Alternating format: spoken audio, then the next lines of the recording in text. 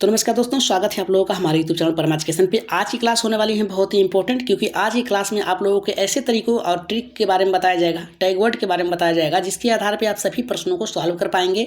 जिसका भी यहाँ पे तैयारी अभी तक नहीं पूरी हो चुकी है, तो आज क्या करेंगे, आज की क्लास पूरी देखिएगा और सभी लोग आज के टैग वर्ड और यहाँ पे जो की पॉइंट है उसे देख कर और उसके आधार पर सभी प्रश्नों को सॉल्व करने का यहाँ पे आप लोगों को यहाँ पे तरीका बताया जाएगा। तो आप लोग इन सभी पॉइंट को नोट कर लीजिएगा या फिर इसके आधार पर आप लोग प्रश्नों को सॉल्व करिएगा। तो आज की क्लास में रखे गए हैं जो यहाँ पे 20 महत्वपूर्ण पेडागोजी के प्रश्न, उसमें आप लोगों का टारगेट होगा 15 प्रश्नों का। तो चलिए शुरू करते हैं आज के पहले प्रश्न यहाँ पे टॉपिक से। लेकिन आगे बढ़ने से पहले बता दें कि जितने भी लोगों ने अभी तक हमारे चैनल को सब्सक्राइब नहीं किया तो सब्सक्राइब करके बेल आइकन का बटन दबा लें, साथ में शेयर कर दीजिएगा अपने अपने ग्रुपों में, ताकि अधिक से अधिक लोग हमारे चैनल से जुड़ जाएं। अगर पीडीएफ चाहिए तो आप लोग टेलीग्राम चैनल का लिंक यहाँ पे डिस्क्रिप्शन में दिया गया है, वहाँ से जाके आप लोग ज्वाइन होकर आप पीडीएफ ले सकते हैं। तो शुरू करेंगे यहाँ पे कुछ ऐसे टॉपिक्स, ऐसे टैग वर्ड जिसके आधार पर आप लोग प्रश्नों को सॉल्व करेंगे। तो बने रहेगा लास्ट तक और देखिएगा कौन कौन से ऐसे टैग वर्ड है जिसका प्रयोग करके सभी लोग, टॉपर्स जो लोग होते हैं, वो प्रश्नों को सॉल्व करते हैं। अगर प्रश्न उनके समझ में न आए तो इस टैग वर्ड का प्रयोग करके वो सॉल्व करते हैं। तो यहाँ पे सबसे पहले हम बात करेंगे, यहाँ पे जो टैग वर्ड पहला है हमारा यहाँ पे सहयोगात्मक अधिगम।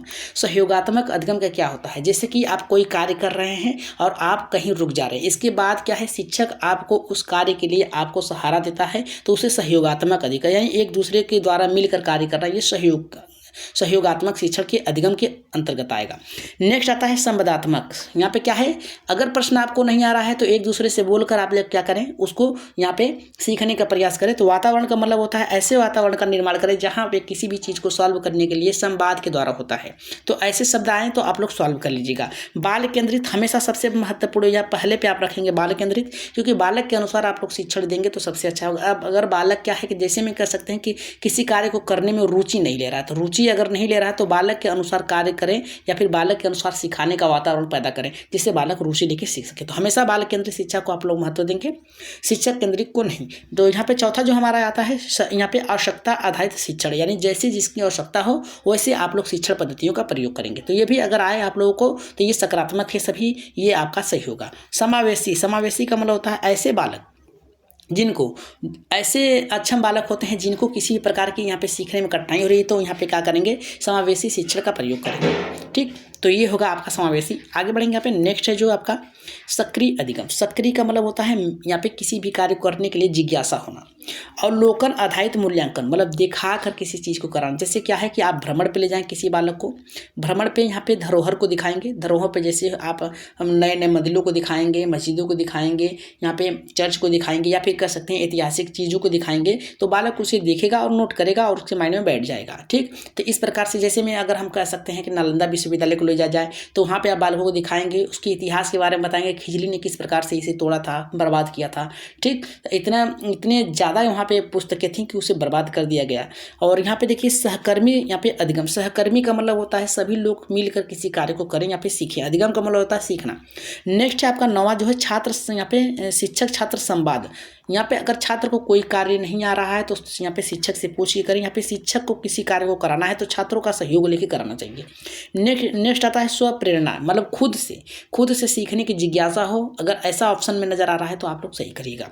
11 की बात करें तो रचनावाद। रचनावाद का मतलब होता है निर्माण करना। जहाँ पर भी ऐसे ऑप्शन नजर आए तो आप लोग तुरंत सही करिएगा। और नेक्स्ट 12 का आपका विकासात्मक, यहाँ पे उपयुक्तता, इसे याद कर लीजिएगा। जहाँ पे यहाँ पे विकासात्मक आए तुरंत सही करिएगा, ये सब आपके सकारात्मक होंगे। नेक्स्ट आता है आपका यहाँ पे कि बहुबुद्धि सिद्धांत। बहुबुद्धि मल्टीपल जो इंटेलिजेंस होता है, इसका मतलब होता है कि जो बालक आपके विद्यालय में आते हैं उनकी जो सीखने की गति होती है, उनकी जो भाषा होती है, उनकी जो गतियाँ होती हैं वो अलग अलग होती हैं, सभी बालक एक समान नहीं होते हैं। नेक्स्ट 14 कि आपके यहाँ पे भाषाई विविधता का सम्मान। हमेशा सभी की बालकों की जो भाषा है, उनकी परिवेश में बोले जाने वाली है, उनको माध्यम बनाकर सिखाने का प्रयास करेंगे। यहाँ पे उसका सम्मान करेंगे, न कि उसे डांटेंगे, उसे यहाँ पे शर्मिंदा करेंगे। ऐसे ऑप्शन में नजर आए आपके भाषाई विविधता का सम्मान करना, आपका ऑप्शन सही होगा। नेक्स्ट आपका उदाहरण आधारित शिक्षण। उदाहरण आधारित शिक्षण अगर आए तो समझ लीजिए आप 1 से लेकर 5 तक के बालकों को अगर सिखा रहे हैं तो पेड़ के बारे में अगर बताएंगे या फिर आप किसी जानवर के बारे में बताएंगे ठीक, जानवर के बारे में बताएंगे अगर आप, तो उसे दिखाकर फिर इसके बाद क्या करेंगे आप उस पे यहाँ पे उसके बारे में बताएंगे। जैसे आपको बताना है कि यहाँ पे जानवर के 4 पैर होते हैं, ठीक, तो आप क्या करेंगे किसी एक जानवर के बारे में दिखा देंगे। तो ये होगा आपका क्या उदाहरण आधारित शिक्षण। मनोवैज्ञानिक सुरक्षित वातावरण, मनोवैज्ञानिक सुरक्षित वातावरण जो होता है कि जहाँ पर तार्किक सोच विकसित हो। और नेक्स्ट आपका कह रहा है यहाँ पे 17वां स्व अभिव्यक्ति को बढ़ावा देना, यानी खुद से करने के लिए आपको क्या करना है बढ़ावा देना है। ऐसे नजर आए आपको ऑप्शन तो सही करिएगा। नवाचार का प्रयोग, यानी नए विचारों का प्रयोग करने के लिए आप प्रेरित करेंगे। 19 का है सकारात्मक पुनर्वलन, जब भी आप किसी कार्य को बताएं या फिर किसी कार्य को करने के लिए कहें तो हमेशा उन्हें आत्म प्रेरणा के साथ सकारात्मक अमूलता सही तरीके से बताएं। 20वां का आपका है स्व अध्ययन एवं आत्म मूल्यांकन, यानी खुद से करने के लिए प्रेरित करें और अपने क्या गलतियां किया हैं उसका मूल्यांकन करने के लिए प्रेरित करें, यानी गलतियां कौन कौन सी हैं उसे भी आप लोग बताएं। नेक्स्ट है अब हम बात करेंगे यहाँ पे CDP के पेडागोजी के जो अब आएंगे नेगेटिव पॉइंट, इसे भी आप लोग याद रखिएगा। नेगेटिव पॉइंट आपके भी 20 हैं, तो इसे भी देखकर फिर इसके बाद हम क्या करेंगे अपने प्रश्नों पर आगे बढ़ेंगे। तो यहाँ पे कह रहा है रटंत विधि, रटंत विधि ऑप्शन में नजर आए तुरंत काटिएगा। दंड आधारित अनुशासन, दंड अनुशासित अगर आप करेंगे तो NCF 2005 के अनुसार, NCF 2009 के अनुसार ये आपके विरुद्ध होगा। दंड आधारित जहां पर आए तुरंत का, अभी भी यहाँ पे कर रहा है भय मुक्त, भययुक्त, मुक्त अगर होगा भय मुक्त होगा तो आप लोग गलत कर सही करिएगा। भय युक्त होगा यानी भय के साथ सिखाने वाली क्रिया होगी शिक्षण। तो आपका जैसे में क्या है कि आप डंडे के जोर से अगर बालक को सिखाएंगे तो बालक केवल रट्टू होगा, उसके बारे में नहीं जानेगा, तो इसलिए भय युक्त नहीं भय मुक्त होगा। तो ऐसे ऑप्शन नजर आए तो आप तुरंत काट दीजिएगा, ये नेगेटिव पॉइंट है। नेक्स्ट पे अगर हम बात करें तुलनात्मक, याद रखिएगा तुलनात्मक मूल्यांकन। तुलनात्मक मूल्यांकन क्या होता है, इसमें दो लोगों के बीच में जो तुलना करना कि ये देखो तुमसे सही है ये तुमसे अच्छा नहीं है, इस तरीके के जो मूल्यांकन होगा ये आपका नेगेटिव होगा। ठीक, शारीरिक दंड, आप उसे मार नहीं सकते हैं, ये ऑप्शन में नजर आए तो तुरंत काट दीजिएगा। एक रूप शिक्षण पद्धति, यानी केवल एक ही शिक्षण पद्धतियों का प्रयोग करना भी आपका एक नेगेटिव होगा। अभिव्यक्ति की निषेधता, मतलब क्या है अभिव्यक्ति की आज़ादी होनी चाहिए, ठीक है। निषेधता मतलब क्या है कि वो अपने बातों को आपके समझ से न रखे, यानी एक बालक जो है, याद रखिएगा बालक जो है वो शिक्षक के समक्ष अपनी बातों को न रखे, ये क्या है आपका नेगेटिव होगा, वहाँ पे रखना चाहिए। एक तरफा संवाद, एक तरफा संवाद केवल शिक्षक ही बोले छात्र केवल सुने, मूकवादिक बना रहे, ये ऑप्शन क्या होगा आपका गलत होगा। अवलोकन यहाँ पे करा कि अनुपस्थिति, अवलोकन की अनुपस्थिति नहीं, यहाँ पे अनुपस्थिति नहीं होनी चाहिए, अवलोकन की देखरेख होनी चाहिए जिसमें दिखाकर सिखाने का प्रयास करना चाहिए। ये ऐसे नजर आए तो आप लोग क्या करिएगा गलत कर दीजिएगा। बस अब हम इसके बाद अपने प्रश्नों पे आगे बढ़ेंगे, उससे पहले कुछ और भी यहाँ पे लगे हैं नेगेटिव टैग वर्ड, उसे आप लोग देख लीजिएगा। और क्लास बेहतर लग रही तो सब्सक्राइब करके एक बार शेयर कर दीजिए, और टैग यहाँ पे आप लोग क्या करिएगा बेल आइकन का बटन दबा लीजिएगा। PDF चाहिए तो आप लोग क्या करिएगा टेलीग्राम चैनल को ज्वाइन कर लीजिएगा। 10वां करा अवास्तविक अपेक्षाएं, अवास्तविक नहीं वास्तविक अपेक्षाएं होनी चाहिए जिसे बालक सीख कर देख कर सीखे। 11 का है आपका शिक्षक प्रधान कक्षा, यहाँ पे 12 का है मानसिक दबाव डालना, ये सब आपके क्या है नेगेटिव हैं। कम अंक के लिए अपमान नहीं कर सकते हैं, उसे प्रेरणा दे, यहाँ पे मोटिवेशन करें या उसका मोटिवेट करें कि वो अगले से आगे अच्छे से सीखे। 14 का आपका आता है सृजनात्मकता की अनदेखी, नहीं हमेशा क्या है नई चीज़ों को सीखने के लिए यहाँ क्या करेंगे बाधा नहीं करेंगे, नई चीज़ों को सीखने के लिए आप उत्साह करेंगे। यहाँ पे 15 का करा है समूह चर्चा की अनुपस्थिति नहीं होनी चाहिए, समूह में चर्चा होनी चाहिए, ये आपका नेगेटिव होगा तो कटेगा। अगर बात करें भाषाई पक्षपात की तो भाषाई पक्षपात की नहीं होनी चाहिए, भाषाई विविधता की आपको सम्मान करना है। यहाँ पे 17 का करा है बाल अधिकारों का हनन नहीं होना चाहिए, बाल अधिकारों का यहाँ पे सम्मान होना चाहिए। यहाँ पे लिंग आधारित भेदभाव नहीं होना चाहिए कि ये लड़की है ये लड़का है ये ट्रांसजेंडर है, इसको आप क्या करें भेदभाव नहीं कर सकते हैं, ठीक। यहाँ पे 19 का करा है सामाजिक तुलना, सामाजिक तुलना आप नहीं करेंगे, सामाजिक की बुराइयों को हटाकर उसकी जो अच्छाइयाँ उसे सिखाने का प्रयास करेंगे। 20वां करा है भावात्मक उपेक्षाएं, उपेक्षा नहीं अपेक्षा करेंगे, इतनी याद रखेगा अपेक्षा। राइट आंसर आपका जो होगा इतना, आप सब गलत होंगे। अब बढ़ेंगे अपने प्रश्नों की तरफ। पहला हमारा जो प्रश्न बनता है वो पॉजिटिव बनता है, इसमें से आपको ढूंढना है पॉजिटिव। अगर क्लास में बने रहे हैं और आज की क्लास के प्रश्न सॉल्व करने के लिए तैयार हैं तो एक बार यस करिएगा और सब्सक्राइब करके शेयर कर दीजिएगा। तो पहला प्रश्न हमारा बनता है यहाँ पे पॉजिटिव से करा, एक शिक्षक ने कक्षा में सहयोगात्मक अधिगम के लिए समूह का गठन किया, उन्हें एक साझा समस्या हल करने का कार्य दिया, यह किस प्रकार के शिक्षण पद्धति का उदाहरण है। पहला करा है कि अधिगम के भय पर आधारित, दूसरा करा है कि शिक्षक केंद्रित यहाँ पे दृष्टिकोण, तीसरा करा है रटंत शिक्षा विधि और चौथा करा है कि छात्र केंद्रित यहाँ पे दृष्टिकोण। तो राइट आंसर यहाँ पे क्या है देखिए पॉजिटिव खोजना है, तो पॉजिटिव में आप लोग याद रखिएगा इसका राइट आंसर जाएगा छात्र केंद्रित। हमने आपको ऊपर ही बताया था कि जहाँ पर भी आपको छात्र केंद्रित शिक्षण कोण दृष्टिकोण नजर आए आप लोग सही करिएगा। सभी जितने भी सकारात्मक होंगे उन सभी को छोड़ के आप क्या करिएगा पहले बालक को महत्व दीजिएगा। अगर बच्चा बचा लिया आप लोगों ने तो प्रश्न बचा लिया, इतना याद रखिएगा। तो यहाँ पे देखिए अधिगम के भय पर आधारित नहीं होना होना चाहिए, शिक्षक केंद्रित नहीं छात्र केंद्रित होना चाहिए, रटंत पद्धति नहीं होना चाहिए, आपको छात्र केंद्रित होना चाहिए। चौथा ऑप्शन क्या होगा आपका सही होगा। बात करेंगे यहाँ पे इसकी कुछ व्याख्या है, उसको देख लीजिए। व्याख्या में बताएगा कि जब छात्र आपस में मिलकर समाधान खोजते हैं तो ये शिक्षण अधिगम प्रभावी और यहाँ पे कह रहा है कि सहभागितापूर्ण और रचनात्मकता होती है। यह बाल केंद्रित शिक्षा का प्रमुख लक्षण है। इसमें सहयोगात्मक अधिगम पर बाल केंद्रित होना चाहिए। ऐसा अगर ऑप्शन में आए तो आप लोग सही करिएगा। इसमें देखिए निगेटिव आपको खोजना है। क्या खोजना है? दूसरे प्रश्न में निगेटिव खोजना है, यानी नकारात्मक। देखिए एक शिक्षक बार बार छात्रों की तुलना कर रहा है। देखिए तुलना हमने ऊपर ही बताया था, तुलना नहीं करना है, अंकों के आधार पर करता है तो इससे कक्षा में क्या प्रभाव पड़ेगा? छात्रों का यहाँ पे आत्मबल बढ़ेगा जब आप उसमें निराशा होगी। सभी छात्र प्रेरित होंगे। अगर आप किसी की बुराई करें तो क्या प्रेरित होगा? नहीं। प्रतियोगिता के नाम पर मानसिक दबाव का उत्पन्न होता है। एकदम सही है, मानसिक दबाव होगा। शिक्षक के अनुशासन बनाता है? नहीं। राइट आंसर ऑप्शन नंबर यहाँ पे तीसरा जो होगा आपका सही होगा। बात करेंगे यहाँ पे इसकी व्याख्या की। बताया जब छात्र की तुलना अंकों के आधार पर की जाती है तो वो आत्मसंवेदना घटती है और छात्रों में हीन भावना उत्पन्न होती है। यह एक नकारात्मक शिक्षण का प्रभाव है। अगर ऑप्शन में आपको मानसिक दबाव न नजर आए तो सामाजिक तुलना आ जाएगा, आप लोग याद रखिएगा। बढ़ेंगे नेक्स्ट प्रश्न तीसरे पे। तीसरे में आपको क्या खोजना है? पॉजिटिव। देखिए सभी प्रश्न बहुत ही बेहतर तरीके से बनाए गए हैं तो सभी का उत्तर आप लोग दीजिएगा। यहाँ पे तीसरा कह रहा है कि पॉजिटिव आपको खोजना है। इसमें कह रहा है शिक्षक बच्चों के उत्तर को सुनता है और उसके विचारों को महत्व देता है। यह किस प्रकार की है? नियंत्रित नहीं होगा। संवादात्मक शिक्षण होगा। संवादात्मक शिक्षण होगा। मूक मतलब क्या है कि चुपचाप सुनना। निर्देशात्मक नहीं, निर्देश नहीं दे रहा है। राइट आंसर ऑप्शन नंबर यहाँ पे दूसरा जो होगा आपका तीसरे का सही होगा। अगर हम बात करें इसकी व्याख्या की तो व्याख्या में बताया गया है आपका कि जब शिक्षक छात्रों की बात को सुनता है, यहाँ पे प्रतिक्रिया देता है तो ये संवादात्मक आधारित अधिगम को दर्शाता है जो कि बच्चों की भाषाई सामाजिकता और संज्ञात्मक विकास में सहयोगात्मक बढ़ाता है। इसमें आपको शिक्षक छात्र संवाद मिलेगा या फिर संवादात्मक वातावरण, इन दोनों में से एक खोजना था। दोनों में से कोई भी नजर आए ऐसे में तो आप लोग सही करिएगा। नेक्स्ट आपका चौथा प्रश्न। चौथा प्रश्न देखिए बहुत ही बेहतर प्रश्न है। चौथा कह रहा है कि आपका निगेटिव है। कह रहा है कि एक शिक्षक ने छात्र को कक्षा से बाहर निकाल दिया क्योंकि वह उत्तर नहीं दे पा रहा था। यह किसका उदाहरण है? सकारात्मक पूर्वानुमान का। अगर निकाल दिया तो कहाँ से होगा? समावेशी कक्षा का? नहीं। भावात्मक कक्षा का? नहीं। मूल्यांकन का होगा। कौन सा ऑप्शन सही होगा यहाँ पे? चौथे का। चौथे का देखिए उपेक्षा की होगी। हमेशा याद रखिएगा, उपेक्षा नहीं अपेक्षा होगी। राइट आंसर ऑप्शन नंबर यहाँ पे तीसरा क्या होगी आपका सही होगा। बात करेंगे यहाँ पे देखिए इसकी व्याख्या में कह रहा है कि जब यहाँ पे शिक्षक बच्चों के यहाँ पे त्रुटियों का दंड देता है और सहारा नहीं देता है तो ये उसकी भावात्मक यहाँ पे जरूरतों की अनदेखी करता है। इसमें आपको क्या खोजना था? भावात्मक उपेक्षा या दंड आधारित अनुशासन, ये आपको ऑप्शन में ढूंढना था। बात करेंगे यहाँ पे नेक्स्ट प्रश्न है पॉजिटिव। पांचवा प्रश्न है पॉजिटिव। इसमें कह रहा है कि जब एक शिक्षक विभिन्न बुद्धियों के अनुसार अलग अलग शिक्षण रणनीतियाँ अपनाता है तो वह किस सिद्धांत का पालन कर रहा है? यहाँ पे कह रहा है व्यवहारवाद? नहीं। सामाजिक अधिगम का सिद्धांत? बहुबुद्धि का सिद्धांत? यहाँ पे कह रहा है कि शिक्षण सिद्धांत। तो राइट आंसर यहाँ पे क्या होगा? परिशिक्षण सिद्धांत। राइट आंसर यहाँ पे पांचवें का क्या होगा? अगर हम बात करें तो आपने ऊपर ही देखा था क्या कर रहा है यहाँ पे? बहुबुद्धि सिद्धांत को अपना रहा है। राइट आंसर ऑप्शन नंबर यहाँ पे तीसरा होगा आपका सही।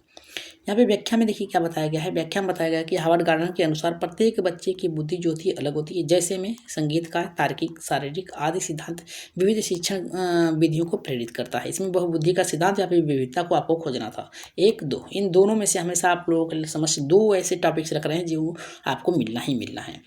आगे बढ़ेंगे आपके लिए ये प्रश्न है छठे का पॉजिटिव है। इसका आंसर आप लोग कमेंट बॉक्स में दीजिएगा। इसका आंसर आप लोग दीजिएगा। कह रहा है एक शिक्षक ने विद्यार्थियों को स्वयं मूल्यांकन करने के लिए एक चेक लिस्ट दी जिससे वे अपनी प्रतिक्रिया को समझ सके। यह क्या दर्शाता है? बाहरी नियंत्रण, आत्म मूल्यांकन, व्यवहार नियंत्रण और यहाँ पर रटन। इसका आंसर आप लोग कहाँ देंगे? कमेंट में देंगे। कहाँ देंगे? कमेंट बॉक्स में देंगे और बताएंगे कि इसका आंसर क्या होगा। सॉल्व जल्दी से करिए। तो इसका आंसर आप लोग कमेंट बॉक्स में दीजिएगा। आगे बढ़ते हैं यहाँ पे नेक्स्ट प्रश्न सातवें पे।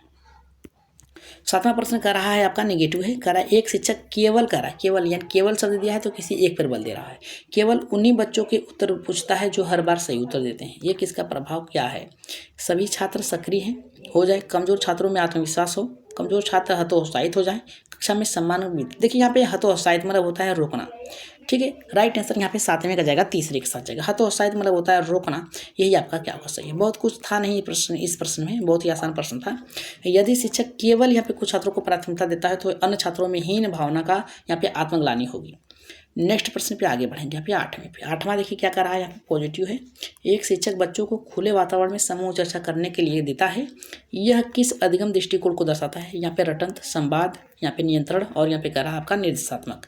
तो बहुत ही बेहतर प्रश्न है, इसको सोच के उत्तर दीजिए। कह रहा है कि खुले वातावरण में दे रहा है, तो खुले वातावरण में दे रहा है संवाद आधारित अधिगम करने के लिए कह रहा है कि आपस में। राइट आंसर ऑप्शन नंबर यहाँ पे दूसरा जो होगा आपका सही होगा। व्याख्या क्या है, व्याख्या देख लेते हैं। व्याख्या में बताया गया है कि जब बच्चे समूह में अपनी सोच साझा करते हैं तो ये विचारों के आदान प्रदान, आलोचनात्मक सोच और यहाँ पे रचनात्मकता को बढ़ावा देते हैं। इसमें समूह चर्चा या संवादात्मक वातावरण आपको खोजना था। नेक्स्ट प्रश्न है आपका 9वां। अगर क्लास बेहतर लग रही हो तो एक बार सब्सक्राइब कर दीजिएगा और बताइएगा कि जो अगली जो क्लास चलाई जाए उस किस पे चलाई जाए। यहाँ पे कह रहा है 9वां नेगेटिव है। कह रहा है कि एक शिक्षक छात्रों को कहता है कि यदि तुम्हारे अंक कम आए तो तुम असफल हो जाओगे, ये क्या है?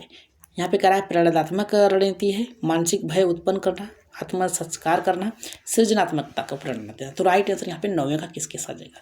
अगर हम 9वें की बात करें तो 9वें का जो राइट आंसर जाएगा यहाँ पे मानसिक भय उत्पन्न करना। तुम्हारे अंक कम आ रहे हैं तो मानसिक भय होगा। राइट आंसर ऑप्शन नंबर यहाँ पे दूसरा आपका सही होगा। व्याख्या देख लेते हैं। व्याख्या क्या है? करा इस प्रकार के कथन बच्चों के आत्मसम्मान को कम करते हैं और उसमें असफलता का डर यहाँ पे क्या करते हैं, भर देते हैं। भययुक्त यहाँ पे शिक्षण या फिर मानसिक दबाव वाले ऑप्शन खोजना था आपको। अगर हम बात करें 10वें प्रश्न की, जो कि आपका पॉजिटिव है, करा एक यहाँ पे शिक्षक जो है बच्चों को प्रोजेक्ट कार्य देता है जिसमें स्वयं विषयों को खोजते हैं और समाधान तैयार करते हैं। ये किस प्रकार के अधिगम को उल्हान देता है? निष्क्रिय, परियोजना, व्यवहार, रटंत। तो राइट आंसर यहाँ पे कौन सा सही होगा? पहला सही होगा, दूसरा, तीसरा या फिर चौथा। देखिए यहाँ पे समाधान खोजने के लिए बात कर रहा है, तो खोजने की है तो परियोजना विधि होगी, वो खुद से करें। तो परियोजना में क्या होता है, बालक खुद से करते हैं, खुद से ही उत्तर खोजते हैं। राइट आंसर ऑप्शन नंबर यहाँ पे दूसरा जो होगा आपका सही होगा। बात करेंगे व्याख्या में। प्रोजेक्ट विधि में बच्चे अपने अनुभवों से सीखते हैं, जिसमें वो क्या है, रचनात्मक समस्याओं को यहाँ पे आत्मनिर्भरता को बढ़ाते हैं। 11वें प्रश्न पे आगे बढ़ेंगे। 11 प्रश्न है, ये नेगेटिव है। कह रहा है कि एक शिक्षक ने छात्र को उसके उच्चारण के लिए कक्षा में डांटा, ये किसका उदाहरण है? भाषा विविधता का सम्मान, सकारात्मक, भाषाई पक्षपात और यहाँ पे कह रहा है आपका भावात्मक सहारा। तो राइट आंसर यहाँ पे क्या होगा? देखिए भाषाई पक्षपात होगा। राइट आंसर यहाँ पे क्या होगा आपका? तीसरा सही होगा। बढ़ेंगे नेक्स्ट प्रश्न पे, 12वें प्रश्न पे। 12 का प्रश्न बहुत ही बेहतर है, इसका आंसर जल्दी से कमेंट में दीजिए। ये पॉजिटिव है। कह रहा है कि ये शिक्षक कक्षा में बच्चों के विचारों को ब्लैक बोर्ड पर लिखता है और उन्हें सम्मानपूर्वक सुनता है, ये क्या दर्शाता है? अनुशासन, रचनात्मकता, नियंत्रणात्मक शिक्षा। राइट आंसर यहाँ पे 12 के किसके साथ जाएगा? देखिए ये क्या जाएगा? रचनात्मकता को जाएगा। ब्लैक बोर्ड पर लिखता है और उन्हें सम्मानपूर्वक सुनता है, ये क्या है? तो विचारों को अपने लिख रहा है ना, तो रचनात्मक, रचनावादी यहाँ पे क्या होगा? शिक्षण होगा। राइट आंसर ऑप्शन नंबर यहाँ पे क्या होगा आपका? दूसरा सही होगा।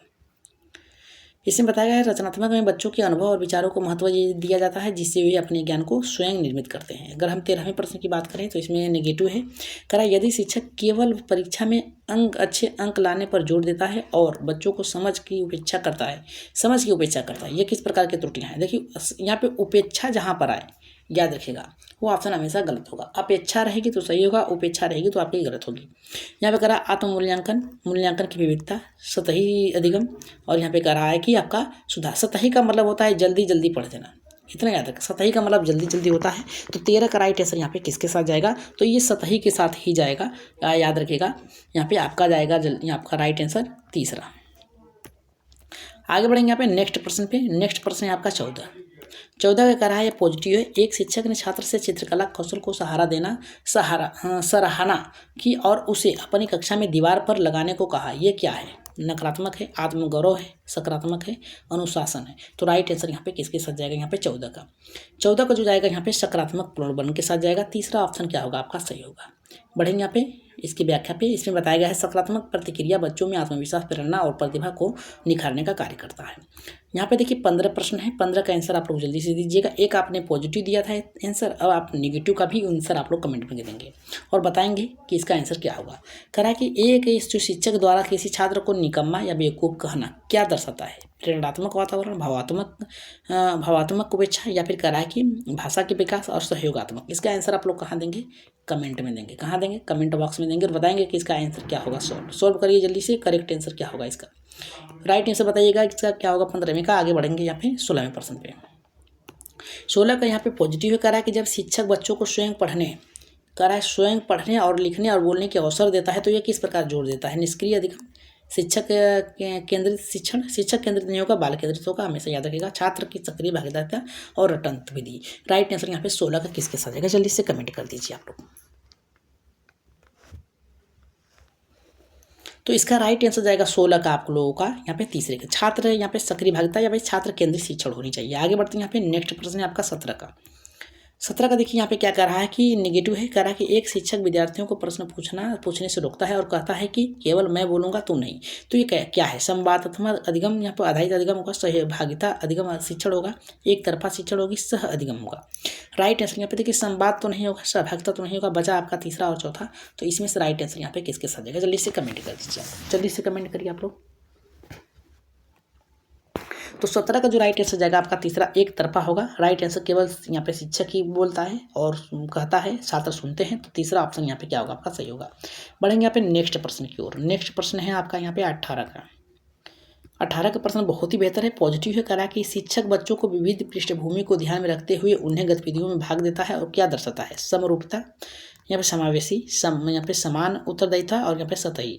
राइट आंसर यहाँ पे किसके साथ जाएगा, जल्दी से कमेंट करिए। 18वें का तो जल्दी से कमेंट करिए सभी लोग। तो इसका जाएगा समावेशी शिक्षा जाएगा, क्योंकि सभी लोगों को एक साथ लेना ये समावेशी शिक्षा के अंतर्गत आता है।